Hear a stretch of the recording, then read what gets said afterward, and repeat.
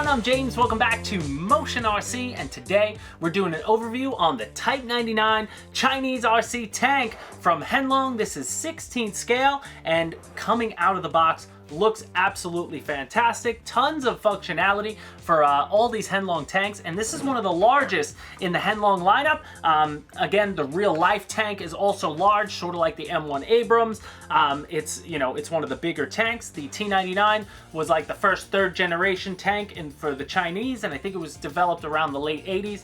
All the bells and whistles at the time, but a really good looking model in general, and excited to take you through this overview. So first things first, let's show you how it came out of the box. So upon unboxing your T-99, when you pull it out, it's going to be completely shrouded in styrofoam, two halves to the styrofoam, and all your accessory bits are coming out. So you can see here I start pulling things out. You get the manual, which is going to have your decal set in it. Obviously your manual, it has a separate manual for the transmitter itself. Again, as I'm pulling everything out, there's a lot of accessory bits with this, so you get a box full of accessories, little plastic parts that are all labeled. Each individual part is part of a set, but out of the box, again, since these tanks are ready to run, you do get an 1800 milliamp lithium ion battery, and that has an XT60 connector on it now, which is an upgrade from previous editions. You do get a charger. It's a USB charger, which charges through the balance lead, so it would take about 3 to 4 hours to fully charge that way. Again, you get about a half an hour on the life of an 1800 milliamp battery. You do get your transmitter out of the box, and that's just going to require 6 AA batteries to get you going there. And then some of the other accessories, you get your IR sensor, because again, like all Heng Long tanks, they are IR capable, so that means they can battle each other. So you attach 2 IR sensors to 2 different Heng Long tanks, and they can shoot each other and have some fun. You do get a set of BBs, or airsoft pellets if you will. They're 6 millimeters, so you can buy extras at your local sports store or Walmart's, places like that. Box stores will have tons of those, but you do get enough to have some fun with right off the bat. And overall, it's really great. Now, as far as assembling, again, the manual lays it out really nicely as far as each part is labeled and, pretty self-explanatory of how to put the things together and put them on. So you see here me just putting on some of the pieces. I'm not going to waste an hour of your time watching me put on every piece, but you can see each piece. Just take your time with it, take them out of the spots, follow the directions, put them in. If there's one thing I will suggest, if you have any like foam tack or even a little CA, sometimes some of the pieces, the hole might not be, might be a little loose when putting in, so it might fall out. You could add just a little drop of glue to make sure it's tight on there, so you don't have to worry about it. Especially on like the hubcaps on the road wheels, some of them might be a little loose, so just keep that in mind. You might want a little glue handy when you do this. And then lastly, you're going to get just a few decals. With this one, it's like Chinese stars. You do got a little Chinese flag and just some smaller bits. And you don't have to follow the manual as far as where they go. You can put them anywhere you want. I don't think tanks had any sort of set designation of where these things would go. So it's up to you, but I just followed the manual. And these decals are vinyls that'll peel. You peel them off the back and they'll stick to the clear film, and then you press the sticker on and peel away the clear film. So all I suggest there is just take your time when you're peeling away the clear part. When you do this, like I do here, and you'll have a really nice sticker when it comes out. So now that we have the tank all built up and assembled, now let's plug it in and show you how it moves. Alright guys, so first things first, when you want to get your tank set up, you want to unscrew the bottom plate like I've already done here, and you just want to get it plugged in, and you'll notice that now all the Heng Long tanks come with an XT60 connector on the battery, which is cool. So you just, rest it in. You're going to push. It's just 2 little plastic lips on one side, and then you just screw it in on the other. I'm using my Benchcraft screwdriver, Phillips head. We'll get it done. And then we're going to screw that down. And then my gun fell off. Let me put that back on. I did not glue the gun down because I like to be able to move it around a bit. But that's on there. Now your transmitter, again, you will have installed 6 AA batteries. And what I love about this too, take a look at the back of the back cover on the transmitter. It gives you a whole little hotkey for different functionalities that you can do.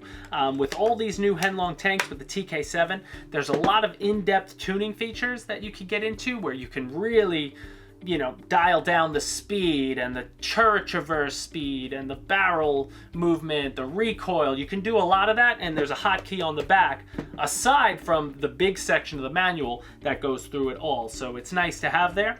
But if you want to turn this tank on, we're going to turn our transmitter on, and then this tank has an on and off switch, which is hidden in a little compartment on the back of the tank. This one spot will open up, and there's a little on and off switch right here that you're going to be able to turn it on. So I'm going to flip that on, and then you can put that cover back. And then what you will see upon turning it on with a fully charged battery is that your LEDs, your headlights in the front, and your backlights. One thing about this model, which was cool, on the plastic bits, and you could see here when I installed them, these came as part of a set, and they have two little electronics. You had to plug those in. I love the taillights on the T99. They look really, really nice. Just an added feature. But you see them all flashing, and you'll notice right off the bat that nothing's happening, and that's because it's not armed. So you just want to hit the little lock button on the transmitter itself, and it'll turn this bad boy on.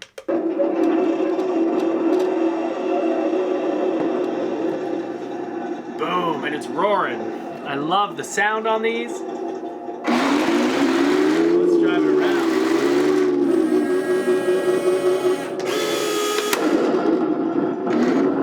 I love that like it has an echo, like a long echo on the sound. So firing the gun, take the top two buttons, press together. That's cool. Turning the tank, all the driving of the tank is done on the right stick. So right and left, forward and back. And then what I love about the TK7 board, the proportional controls are much better straight out of the box too. You can very slowly, on a little bit of stick movement, start driving the tank much more scale-like manner. You know, a tank's not going to move so fast.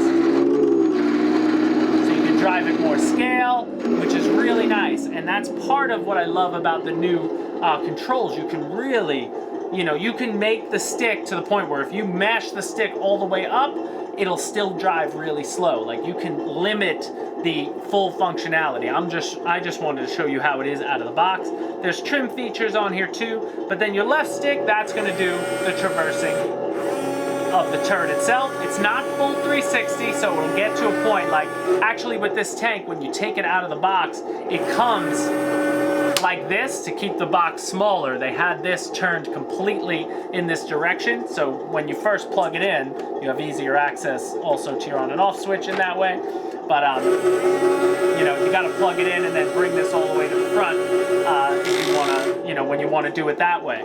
And then as far as some of the other functions, oh, this baby does have smoke. I forget which side the smoke is. I think it's this side, but we shall see. There's a smoke button. We're going to hit the smoke button.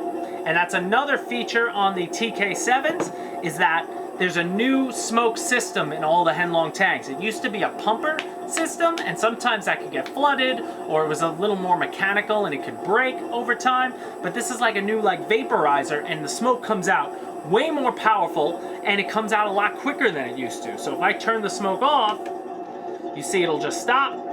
And then when I turn it right back on, it picks up, and it's on both sides on this tank. Every tank, the smoke is different where it comes out, but it just looks really cool when you're driving around with smoke. Even though the smoke would probably be black in real life, I don't care. It looks awesome when it's smoking around. There, you know, so that'll basically do it for a lot of the features here. I'm going to lower the volume. So to do that, you push the V button and then just move the stick down as far as you can. That'll bring the volume down, but the tank is still on. But now I'll just show you some of the quick things. So the airsoft BBs go into that compartment, and then you can shoot. The thing shoots so far, especially on the longer barrel tanks. I find that the trajectory of the bullets goes a lot farther. But that looks awesome. And then of course you can install your IR sensor on the other side. So the side that has the gun is where the IR sensor would go. And that's a very simple plug and play feature. All you do is plug it in, and then there's a little magnetic part on the top, and you just lock it down and it won't go anywhere, and then you can have IR battles with your friends. All in all, just a really cool feature. And as far as driving these things around, as you see here, you could take it over all sorts of terrain. Now the upgrade version, again, comes with plastic treads and plastic road wheels, so I wouldn't abuse it too much. Again, it's plastic. You don't want to be going over big rocks and, you know, having the tank fall around. But if you do want to bash, get yourself the professional version. If you can afford a little extra money, you're going to get a heavier tank, a beefier tank.